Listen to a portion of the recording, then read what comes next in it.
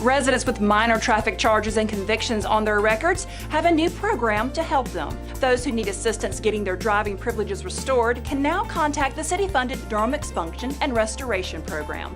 Their new office is located on the 6th floor of the Durham County Courthouse. The program also recently launched a new website to serve as a resource for residents. The DEAR program can provide free legal services to Durham residents who cannot afford private attorneys to expunge minor traffic charges and convictions from their records and restore their driving privileges, which helps with finding employment and securing housing.